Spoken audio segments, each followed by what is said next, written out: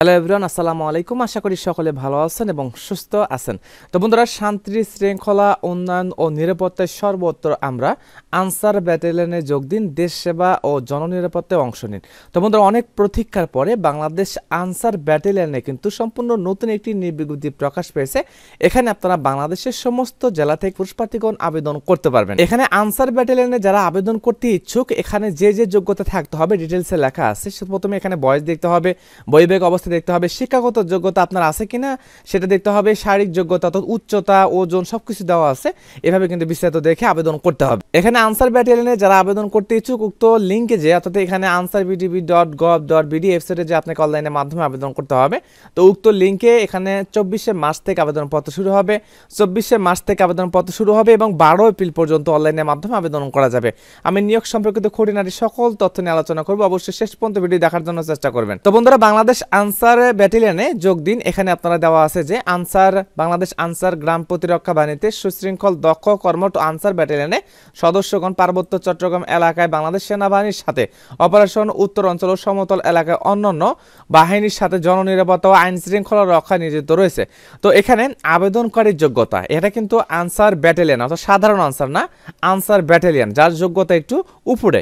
তো দেওয়া আছে এখানে আবেদনকারী নিম্নলিখিত যোগ্যতা থাকলে আবেদন করা যাবে। বয়সের ক্ষেত্রে দেখেন এখানে দেওয়া আছে 12 এপ্রিল 2025 তারিখ অনুযায়ী, 12 এপ্রিল 2025 তারিখ অনুযায়ী যাদের বয়স 18 থেকে 22 বছরের মধ্যে রয়েছে, 18 থেকে 22 বছরের মধ্যে রয়েছে, তারা সকলে আবেদন করতে পারবেন।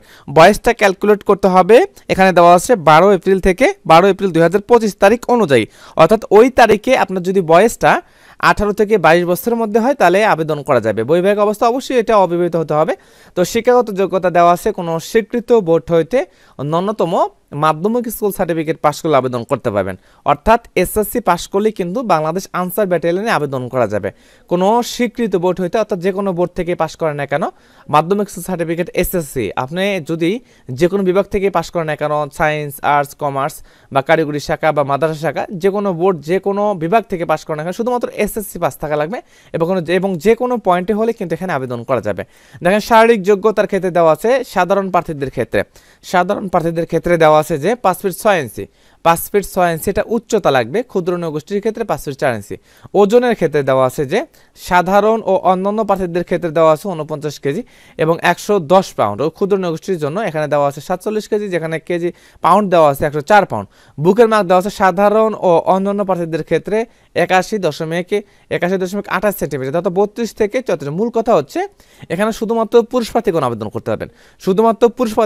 করতে পারবেন, তো উচ্চতার ক্ষেত্রে 5 ফিট 6 ইঞ্চি থাকা লাগবে, উচ্চতার ক্ষেত্রে 5 ফিট 6 ইঞ্চি এবং ওজনের ক্ষেত্রে এখানে দেওয়া আছে 49 কেজি সর্বনিম্ন এবং বুকের মাপ দেওয়া আছে যে 30 থেকে 32 ইঞ্চি থাকা লাগবে, দৃষ্টিশক্তি 6/6।